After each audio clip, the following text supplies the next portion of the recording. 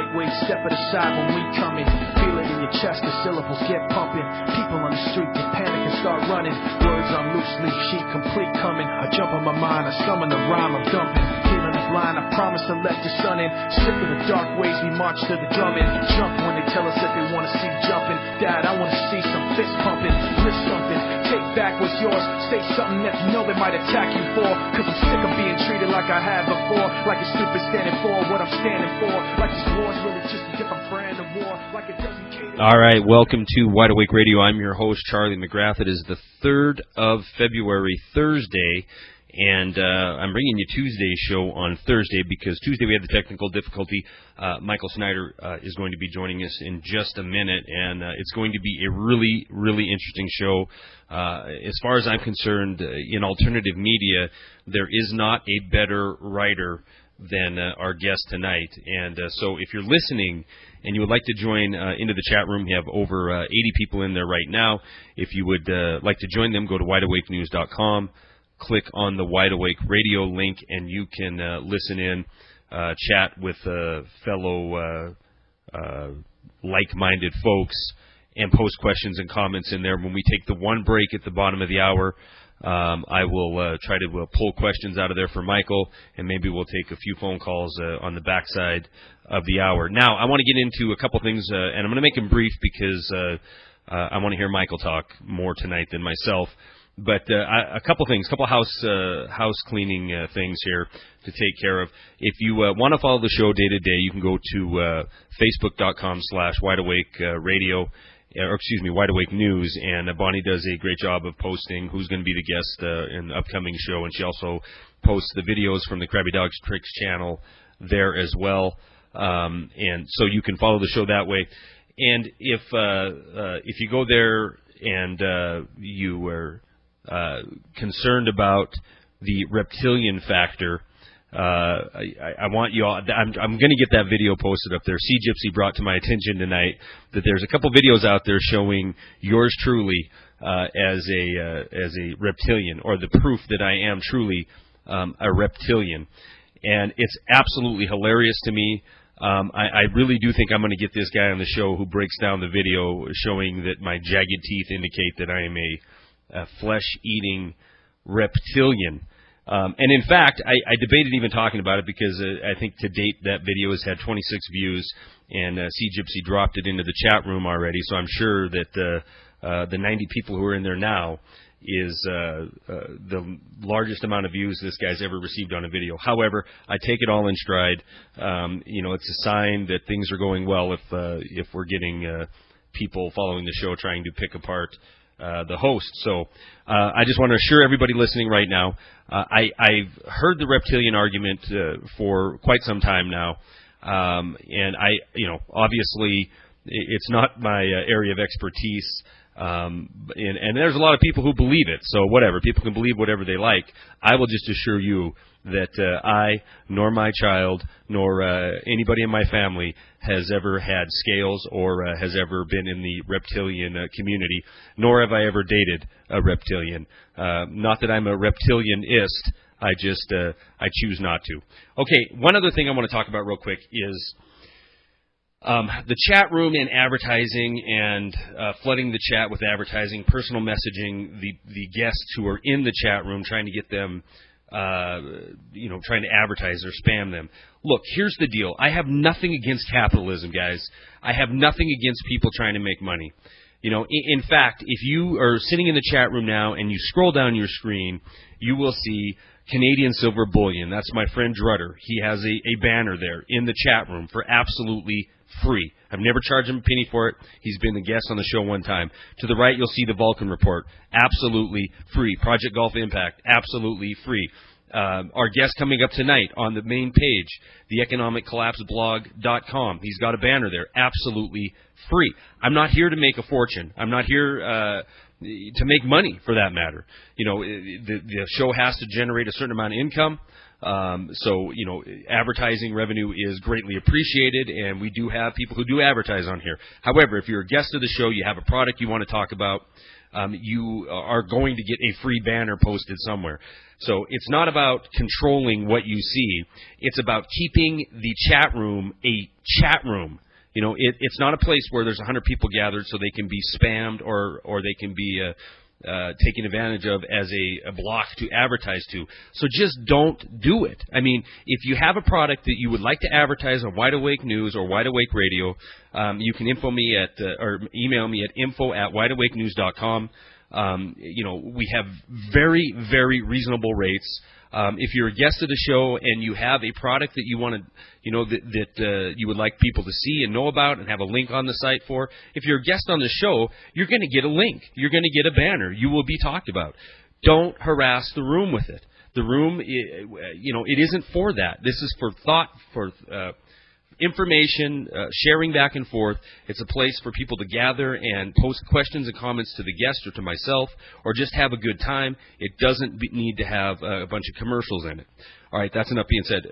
So I don't even want to address it again. The monitor's doing a great job of keeping that out of there, and I know recently we've had a little bit of an issue with that. So, all right, let's move on. The one thing I always want to cover on Thursday is the weekly unemployment report, and I'm going to make this brief. 415,000 is the reported number, the seasonally adjusted number, 42,000 decrease over last week. If we take a look at the unadjusted number, it was 459,683, which is ironically 44,000 less than the adjusted, or more than the seasonally adjusted number. So take that for what it's worth. We're still well over 400,000. A very major U.S. city filed for first-time unemployment claims last week. And the emergency unemployment claims, these are the tier 1 through 4, we had 130,000 people, so-called 99ers. And some of you have been messaging me, and man, I feel your pain because I know that, you were being coddled to when it was election time, and now the austerity is coming, and now you're going to be feeling the brunt if you're in the long-term unemployed and you happen to be in one of the states that has the 25 states that allow 99 weeks unemployment, and it's running out. I know they sold this bill of goods, given this tax cut to the uber rich, that we were going to extend unemployment benefits, but that's only extending it if you're already on it. You'll be able to finish out the program. 130,000 people went into a category of limbo this week, and again, I'll say it, this is the number that causes me to lose sleep, because I know these are people who have no chance of getting any more benefits, no more chance of help, and no chance of getting a job that can replace the job they had. So, keep these people in your thoughts and in your prayers, because this number is going to continue to get worse and worse. All right, enough of me. Let's get to our guest. He is the owner, I guess, of the economicblog.com and also the IntoTheAmericanDream.com. Like I mentioned before, if you go to the front page of Wide Awake News, you will see his banner in the center column towards the top, and you can click on it and go right to his sites. He is, in my opinion, the premier columnist in alternative media. He's got a degree from the University of Virginia in Commerce, a law degree from the University of Florida. He practiced law in Washington, D.C. for a while, and now he's doing his part to help shed some truth out there by running his websites and continuing to put out great articles one after another. Michael Snyder, thank you again for joining the show. I appreciate you coming back on. Well, Charlie, thank you for having me back on. It's an honor to be with you and your audience again. Well, I'm glad. You know what? Here's what I want to ask you. How on earth do you crank out an article every single day? I make 5-minute videos, and if I can do 3 a week, I feel like I've done a yeoman's effort. But you're writing for 2 websites, and it seems like every single day you have something fresh up there. I mean, how on earth do you find time to do this? Well, it's not easy. Fortunately, I don't have to go into work anymore at this point. When I first started out blogging, I was working. I would work all day long, and then I would come home and I would write a little bit. And so I just kept practicing and practicing. And at first, only a few hundred people would see my stuff, but over time it grew, and the more you write, the more you practice, and the more you get better. And so that's what I would say to anyone who wants to contribute to the alternative media, whether it's making videos, whether it's making articles, whether it's doing whatever. Just start doing it. The more you do it, you're going to practice, you're going to get better, you're going to get into the flow of it. So it is a ton of work, but fortunately I'm able to get a lot done, and I've been very blessed that a lot of people have been reading the sites, and they feel like they're benefiting from it, and so I'm thankful for that, and hopefully all of us working together can bring some changes to this country. Well, that's that is a goal of this show. I've said it early on this year that 2011 not only is it going to be the year we figure out how to do 2-hour program here, but it's going to be the year where alternative media tries to band together and support one another. And even talking to you earlier this week, that's the reason why we have your banner up there, is because I want I sample your writing multiple times a week. It is inevitable. If you write a story, it's going to end up in the headline or in the commentary side. And because it is hard-hitting, straight to the point, and there is no ambiguity whatsoever, because you list the facts. You say this is what's going on. This is how it's affecting the country, and here's the proof. And in my opinion, it is the best kind of writing to send to people to try to help wake your friends and neighbors and coworkers and loved ones up, because it's not disputable. So I greatly appreciate your effort, and I hope you continue to crank out this kind of volume, because it's very, very important. So we're sitting at about 10 minutes before the break. I would like to talk about a lot of different things. I got like 10 of your articles pulled up here, but let's get into Egypt. You put out a brilliant piece. I believe it was on Tuesday afternoon, speaking to the plight of the people in Egypt. But not only that, you were looking at the vultures waiting in the wings to come in and fill this vacuum, this power vacuum that inevitably is going to be created. Now we've seen in the last 2 days it go from, this CNN was trying to sell it, and so were all the major media networks trying to sell it as a nice color revolution. It doesn't look like it's going to end that way. It looks like there's going to be a lot of blood spilled over this, which even makes the potential outcome more tragic if we're following your writing and we agree with you, which I do 100%. These groups like the IMF are waiting to swoop in. Give us your thoughts on what's happening over there right now and what you see coming for the people of Egypt. Yeah, well, we all certainly hope this ends well for the people of Egypt. But to me, this crisis was brought on a lot by those with power, and then those with power are looking to take advantage of it. How it was brought on is the Federal Reserve has been, with this quantitative easing, they've been pumping all of this money into the system. And instead of this money going to help the people on the street, it's been going to pump up the stock market, but it's also been flowing into agricultural commodities, all this new money. And in fact, the price of corn has risen 88% over the past year, and the price of wheat has risen about 114% over the past year. And so all over the world, in fact, I just saw an article today, they said the global price of food for January set another all-time record. So the price of food all over the world is going up right now. Now, in the United States, when that happens, that's kind of an inconvenience for us when we go to the grocery store. But in other parts of the world, where in Egypt 40% of the population is living on the equivalent of $2 a day or less, that threatens their survival when food starts going up 10 or 20 or 30%. They find themselves, they might not be able to feed themselves. So already places like Egypt and Algeria and Tunisia, there was some underlying tension there. But then when people find themselves stretched so that they can't even feed themselves, that certainly was not the only factor, but that was certainly a contributing factor in these protests, in these riots we've seen. So Egypt has kind of gone, they've had this revolution, they've had these protests at this point. And then, as you mentioned, I wrote this article about how the IMF says, okay, we're ready to go in and help rebuild the economy. And what is that going to mean? They're not going to go in and just give them a bunch of money. They're going to loan them a bunch of money. And what we've learned over time is how the IMF, organizations like the IMF and the World Bank work, is they'll go in and, first of all, they want to get a leader that they feel like they can trust, they can work with, and it looks like they're already trying to position that to happen, as we've seen over the past couple of days. But then they go in and they're like, okay, we want to give you these loans, but then we want to attach conditions to them. We want you to use the loans in a certain way, or we want to feed the benefits of these projects to certain corporations.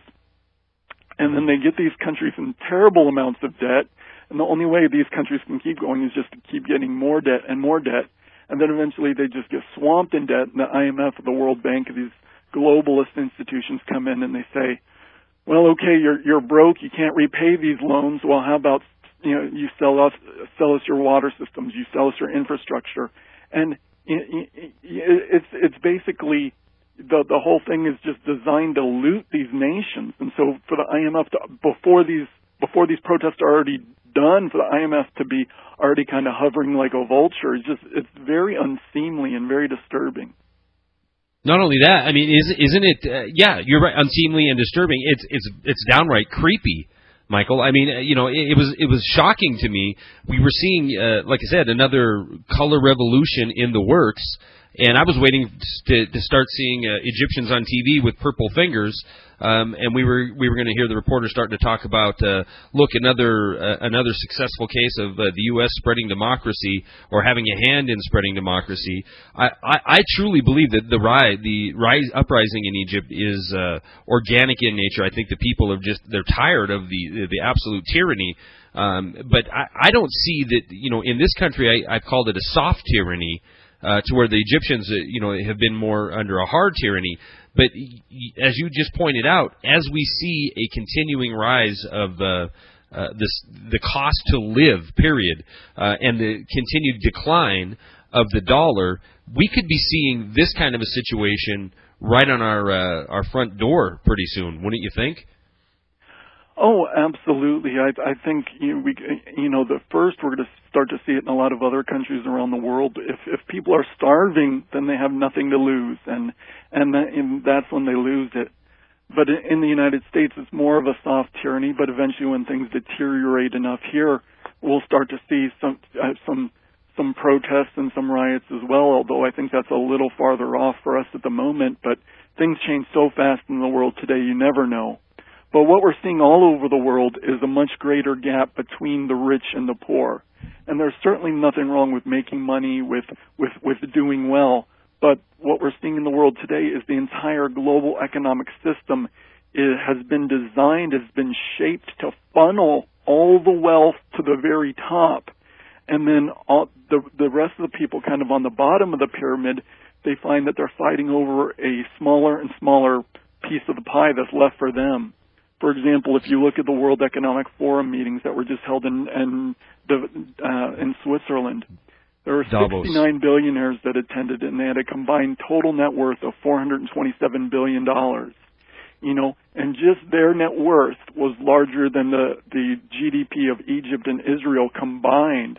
So you've got these ultra wealthy people involved in these globalist organizations making decisions for the rest of us, while the rest of the world is just becoming poorer. For example, it's not just in Egypt that there's rampant poverty. For example, I saw a figure the other day that said approximately 3 billion people, or somewhere around half the world's population, live on the equivalent of $2 a day or less. And in fact, approximately about 1 billion people go to bed every single night. So we've got this world, the people that are poor in the world, the poverty is just spreading. For example, another statistic I like to cite is every 3.6 seconds, someone starves to death in the world, and 3/4 of them are children under the age of 5. And poverty is everywhere. It just amazes me that we've learned to send people into space. We can send communications to the other side of the world in an instant.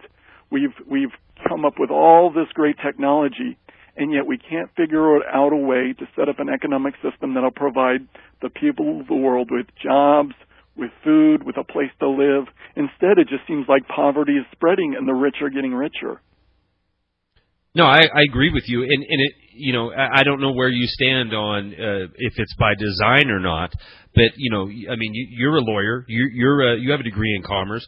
How on earth did we get to this point to where you have these ultra uber wealthy, you know, these Davos billionaires having more wealth than the GDP of the country that's rioting right now and Israel combined, and then you find out also you quoted in that same article I think you were referring to that you know 0.5% of the population of this planet controls 35% of the wealth of this planet. This can't be accidental. This has to be by design. I mean, it's all about paying lip service to spreading democracy and increasing the standard of living for the world. But in reality, you know, like I've said before on the program, if you take the lip service that's being offered to you and you spin it around 180 degrees, there is where you'll find the truth.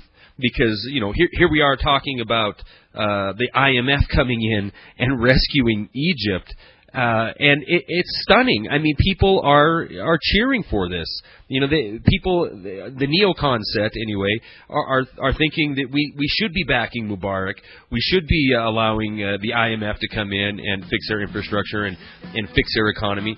But you know, nobody stops and asks a question other than alternative media. You know.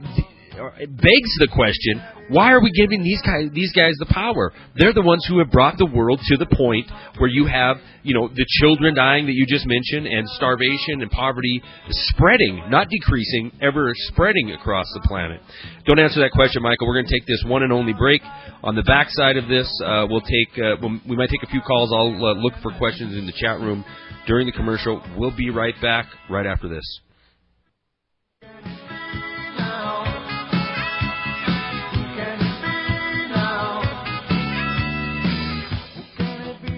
All right.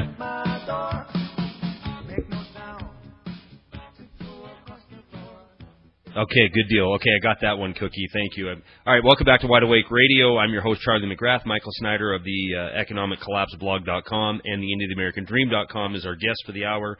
I'm going to go right to a few questions, Michael, if you don't mind. Darkenness, I got your question. I would like to know how we can truly change the flow of money. This is a tough question. How can we change the flow of money from this upward trajectory that it's on? Michael, that's a really, really hard question. I mean, is it an opt-out situation? Is it a, you know, get into precious metals, something that can't be affected at the whim of Wall Street? What are your thoughts? How do we change the direction, this upward integration of the wealth of the world into the hands of a very select few? Can it be done, or is it going to have to come on the backside of a collapse? Well, that's a very good question. It would be nice if we didn't have to have a collapse for that to happen, and some of the things you just suggested are good ideas, but I think at the foundation of it all are the core financial institutions of this country and the world. For example, we can, you know, tweak things here and there economically, but until we do something about the Federal Reserve, then we're really not going to be addressing the heart of the issue, because the whole Federal Reserve system is designed to take money away from the American people through the Federal Reserve and to the ultra-rich, and it gives a cartel of private bankers control over our currency, over our financial system, and as long as they have that control, it's going to be very hard to stop that, because that's one of their key. The Federal Reserve is one of their tools for actually achieving this flow of money up to the top. Then another thing is this globalization. What we're seeing all over the world is the centralization of economic power, and that's something which has been a big thing with me for a long time. Not that all corporations are bad, but we're seeing these gigantic monolithic corporations arise which just dominate our economy and which are incredibly difficult to compete with. And they lobby Congress, they lobby lawmakers around the world to set up the rules, to set up the game, so that everything is tremendously in their favor. And then these big corporations and these big financial institutions, they just go around everywhere just sucking up all the money. And so this is really bad for our society, because for the longest time, the United States had the biggest middle class in the world, and that was a wonderful thing. But now it seems to me that the globalists, the ultra-wealthy, what they want is to have the ultra-wealthy kind of running things. They want to have the people that work for their system and then the useless eaters beyond that. And so what we're seeing, even in the United States, is the middle class is being systematically torn apart. For example, we've gotten to the point today where the bottom 40% of all income earners in the United States now collectively own less than 1% of the nation's wealth. We've got this poverty class arising. In fact, I just saw the latest figure I've seen for food stamps is now that it's gone up to 43.6 million Americans on food stamps. It just keeps rising month after month after month, setting a new record. We've got these tens of millions of Americans that can't even make it without government assistance anymore. And that's not the way America used to be, but that's what's happening. Yet the Dow Jones at 12,000. So it's time to celebrate, and it's shocking to me how reality can be masked from the citizens of this country. And most people are decent people. If they have a job, they're going to work, and they want to believe that what their leadership tells them. They want to believe what the nice looking lady or the nice looking gentleman in a nice suit or dress is telling them on the mainstream media. But it does take guys like you to bring that reality out there. 37 million. That's how many people were on food stamps when I started, or 36 million when I started making videos. And you're right. We're about to hit 44 million. Yet all of our politicians that go before a camera are trying to convince you that we've crossed the divide and we're back into recovery. We barely staved off a depression by giving more money to the people who got us here in the first place. So and you speak to the Federal Reserve, and I agree with you that the awakening we had in 2008, Michael. This was as close as we have ever been to having a bum rush on the Federal Reserve to get their books looked at and to put them under the thumb of the American people, and it just vanished. I mean, it went away. So it seems like we got close, but yet we just got lulled back to sleep. I don't think that can last forever, though. I think the reality of the economic situation is coming home sooner rather than later. Well, and I think more people than ever before are learning about the Federal Reserve, and thanks to people like you, thanks to the alternative media, people are talking about it, and there are now a few members of Congress, for example, Ron Paul is talking about it. So if people are starting to wake up to it, and when the next time we have a serious economic downturn and people become very dissatisfied again, I think that issue is going to rise to the surface once again. But right now, kind of we're in this. It's a long, gradual economic decline that we're in, and people don't necessarily always feel it because it's not happening all at once, but it's been going on over a number of years. And kind of what's happening with all this globalization is that the American people are being put into this gigantic labor pool with the rest of the world, where our standard of living is slowly going down and down and down. Mm-hmm. For example, today there are 10% less middle-class jobs than there were just 10 years ago.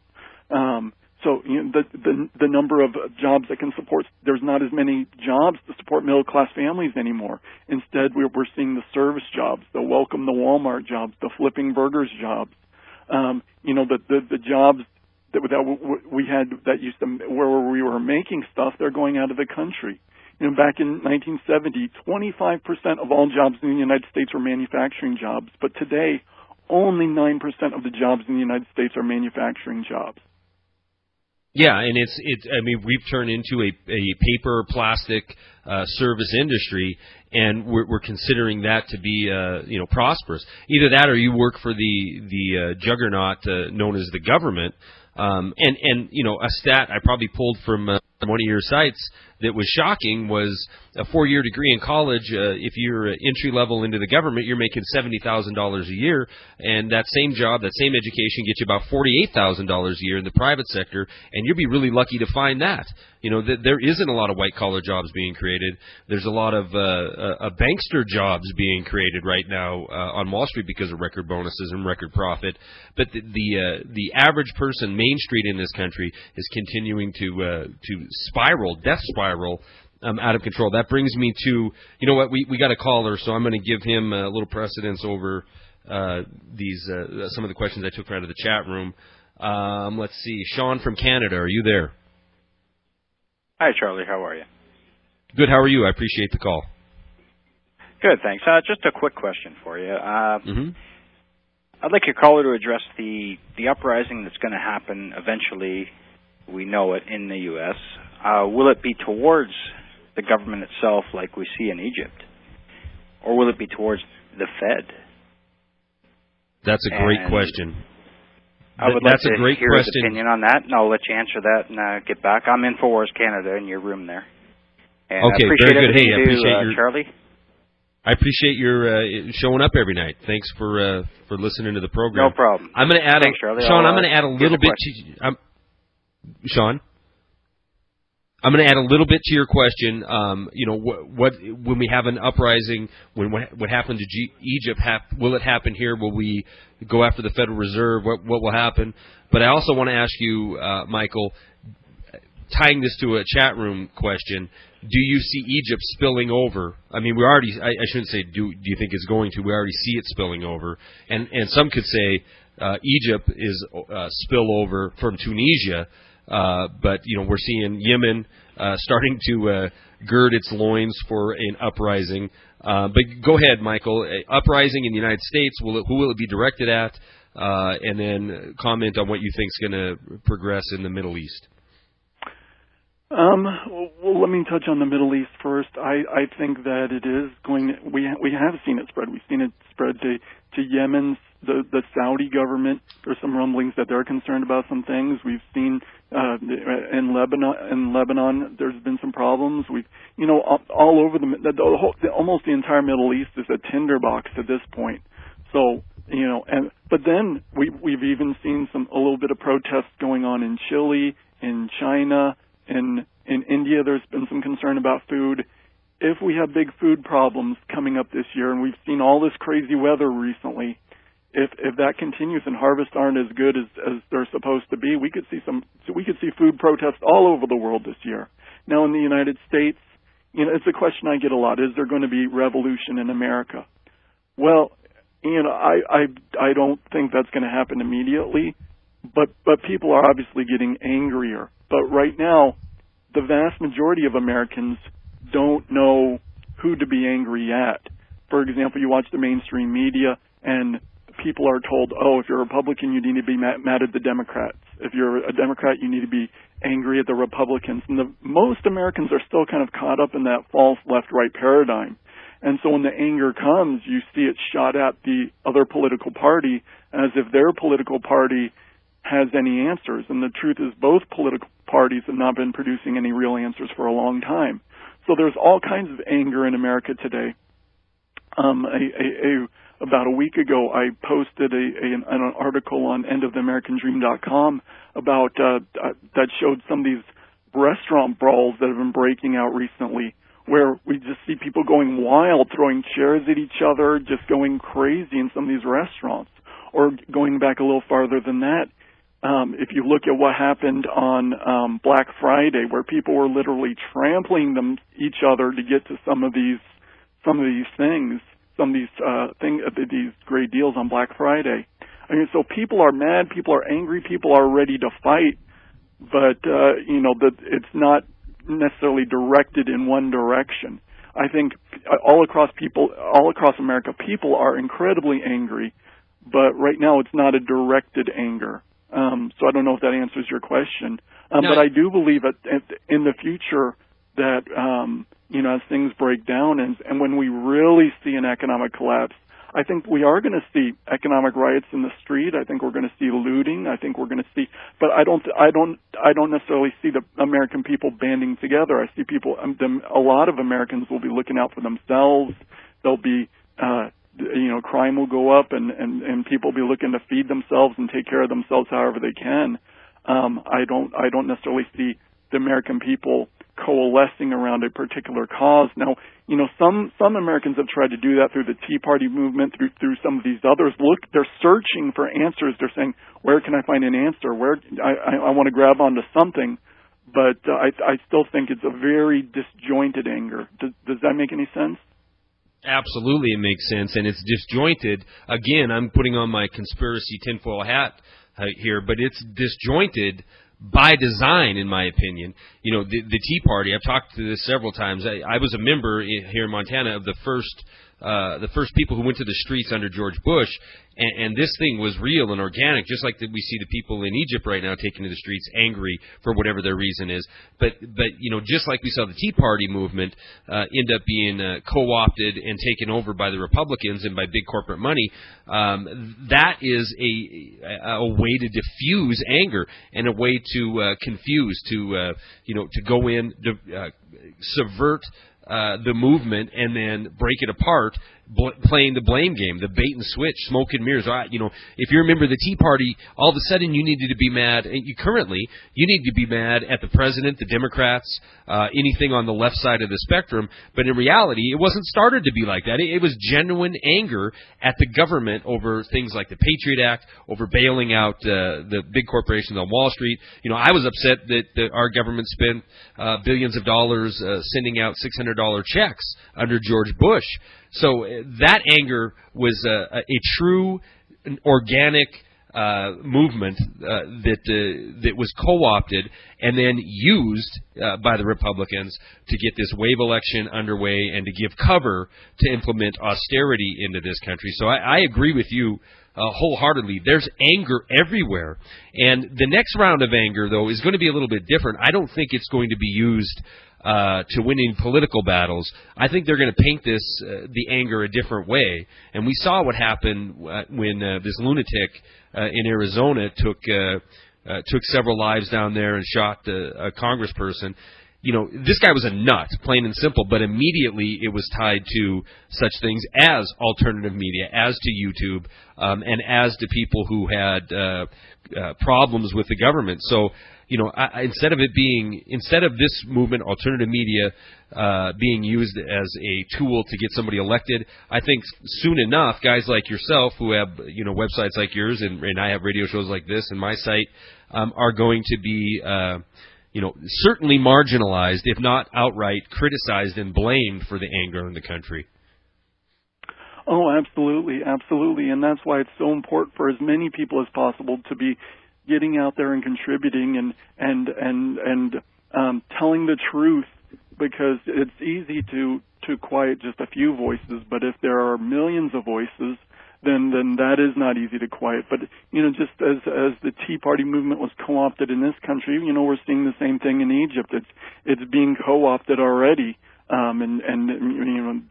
they're trying to set up leaders of it and say, okay, this is what it's going to be all about, and this is the direction it's going, but it's so hard because the mainstream media is so controlled in this country, and the establishment has so much power and so much money that it's not easy to defeat them, if you will. It's not easy to come against them because, like you said, they just kind of swept in and they kind of co-opted the organic movement that the Tea Party was all about. Yeah, I agree. And although I think I'm quoting probably one of your statistics as well, I'm really good at reading statistics and remembering them forever, but I'm not always good at remembering where I sourced them from. I'm pretty sure this came off of your side as well, but I think the mainstream media is losing some of its luster, and that's why you see 54% of the people no longer trusting the mainstream media as being truthful and honest in their reporting. They believe it's agenda-driven. I want to get we're rapidly running out of time, so I want to get to Cookie's question, which is, Michael, what do you see in the near future as the biggest issue coming to the United States, to this country? I mean, is it going to be a global event, like something in Egypt going to spark some kind of unrest here, or do you see a big economic event happening, or some kind of unforeseen, maybe false flag attack or some kind of staged event? What are your thoughts in the near future? Well, a war could certainly change everything, and I believe that at some point we're going to see war erupt in the Middle East, and so if a war erupts, that changes everything. But in terms of the United States, I think we need to keep a close eye on the financial system, and in particular, I think a key indicator is the price of oil. If the price of oil starts going up, 120, 130, 140, or even $150 a barrel, like it did in 2008, I think that is going to be really, really bad for the U.S. economy. In fact, what did we see in 2008? In June, it hit the record $147 a barrel, and then that fall, we had the financial system melted down. And, we could see a similar thing happen again this time if the price of oil spikes, and then we could just see the financial markets just go haywire. So I think the price of oil is the key indicator, and then the price of oil drives so much else in our economy. It would drive up inflation. So much rides on that. So if you're looking for a key economic indicator, I will keep watching the price of oil because I think that is very important. No, I agree, and I think that tied with that, all commodities. I mean, a lot of people are concerned about gold and silver, and a lot of people, hold the precious metals. But the commodities skyrocketing as far as food commodities, I think that's going to be a real indicator of civil unrest. I mean, I think you're going to be able to draw a direct correlation. When the 43 million people who are drawing their J.P. Morgan issued food stamp debit card can no longer feed their family for a week, let alone a month, on that debit card, then you could certainly see pushback in this country. Don't be mistaken, folks.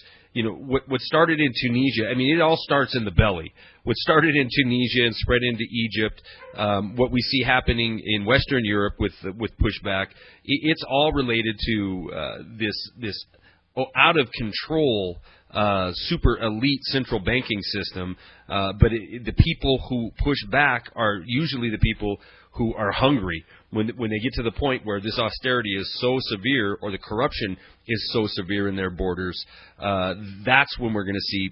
That's when we see pushback. And I don't think I agree with you. I don't think we're going to see that for some time here. However, like you said, it's 1,500 miles to truck the peaches that are going on your shelf. So anything could change. If we have $200 barrel oil, it could be overnight. If we have, if we see quadrupling of price in food commodities, again, it could be overnight. Or, if there was, God forbid, we end up in a major war in the Middle East, I mean, all bets are off. Oh, absolutely. And I think you bring up a key point. One of the things that keeps people sedated here in the United States is all these handouts. If people can at least feed themselves through the food stamps, the other welfare checks. In fact, at this point, 1 out of every 6 Americans is enrolled in some type of anti-poverty program run by the government. So people can at least feed themselves. People can at least survive. So that keeps them somewhat sedated for now. But eventually, like you said, if food inflation skyrockets, people can't feed themselves at that point, then we could be seeing some real trouble and people just going crazy. But if people can at least feed themselves now and turn on American Idol and the Super Bowl, then they're going to be okay right now. But these food stamps, all these programs, I mean, it's good to help the people that are suffering, but on another level, it kind of turns us all into kind of like pets of the system. The establishment throws us a few little breadcrumbs so that we'll stay relatively happy. But it's no way to live. And the ultimate solution is not to give people even more handouts. It's to give them jobs. It's to give them dignity. It's to enable them to take care of themselves. But in this country, that system is completely breaking down and disintegrating. and it has been. Yeah, and it's the safety nets that's keeping in this country the people from being out in the streets. Absolutely. And you yeah, I mean, in one of your latest articles, you state that between 2001 and 2007, 66% of the income growth went to 1% of the people. The people who are seeing a decline in their standard of living, the ever shrinking number of middle class, they still have the benefit of having the world reserve currency, but that could change soon, and that's when things get ugly. And Michael, I just think there's going to be a lot of people who are caught completely off guard by this. I don't know across the nation. I'm speaking for my little world that I'm in the business world. Tomorrow morning, I'm sitting down with my boss, and we're sitting down with a bank, and we're going to start. We're going to discuss buying quantities of the yuan because we source some material from China. Not because we want to, because it's the only place, where you used to be able to buy product made here or in Canada. Now it's being made in China. But when it's to the point where businesses like mine, the one I'm in, less than 100 people, less than $50 million a year in sales, when we're starting to think about sourcing our currency needs in the Chinese yuan, man, it sends up red flags for me. Oh, absolutely. And since 2001, over 42,000 factories in the United States have been shut down. Meanwhile, new factories are going up all over China. In fact, there are companies that all they do is they ship and transfer manufacturing equipment from the United States and Canada over to China. So it's a complete and total nightmare. And you're right. This thing, but most Americans still don't. They think we're going to recover. They still don't understand that we're headed for complete economic collapse at some point. But at this point, I saw a statistic a while back that said that 55% of all Americans are now living paycheck to paycheck. That means, if they miss a couple paychecks, they're what do? They have no safety net. They have no reserve. But what I'm urging people to do, and I know you are, and so many people throughout the alternative media are, is now is the time to prepare, because things are still relatively stable, but as time progresses, things are only going to get worse and worse and worse as we move farther down the road. So now is the time to, start thinking about, okay, when things get really bad, how am I going to survive? How is my family going to survive? So if we can help people get prepared for the hard times that are coming, then we've helped some people out. And that's one of the main things I try to tell people is, however you do it, try to get prepared. No, that's outstanding advice, and I think the biggest thing that we could do in this community, especially guys who have sites like yours and mine and other great alternative media sites. Too numerous to mention, Activist Post, the Intel Hub. These are the guys that we need to get together in this upcoming year and collaborate more. Get more people the truth, because once this all happens, these horrible things that we spoke of, once the finger comes out of the dike, as it were, it's going to be a cascading effect, and it's going to be collapse that makes 2008 look like a romper room. Michael Snyder, I greatly appreciate you coming on the show. I got to get you on more often. Sometimes I don't think once a month enough. TheEconomicCollapseBlog.com, TheEndOfTheAmericanDream.com. Please check out his writings, because they're fantastic. You can also go to the front of WideAwakeNews.com and click on the button. It'll take you to his sites as well.